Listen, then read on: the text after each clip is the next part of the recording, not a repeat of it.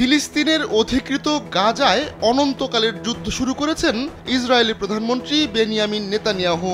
গেল 13 জুন ইরানে ইসরায়েলি হামলার সময়ও থেমেছিল না উপত্যকায় হামলা। গাজায় যুদ্ধবন্ধ নিয়ে কোনোভাবেই নেতানিয়াহুকে থামানো যাচ্ছে না। তবে মার্কিন প্রেসিডেন্ট ডোনাল্ড ট্রাম্প দাবি করেছেন ইসরায়েলকে যুদ্ধ থামানোর ব্যাপারে রাজি করতে পেরেছেন তিনি। কয়েক মাস আগেও যুদ্ধবিরতি নিয়ে এমন দাবি করেছিলেন ট্রাম্প। তবে মঙ্গলবার রাতে নিজের ট্রুথ সোশ্যালে আবারও আশা জাগা নিয়ে পোস্ট করেন মার্কিন প্রেসিডেন্ট। তিনি দাবি করেছেন 60 দিনের যুদ্ধবিরতি চূড়ান্ত করতে প্রয়োজনীয় শর্ত মেনে নিতে রাজি হয়েছে ইসরায়েল। আর যুদ্ধবিরতির এই সময়ে যুদ্ধের সমাপ্তি ঘটাতে সব পক্ষ কাজ করবে বলেও জানিয়েছেন তিনি।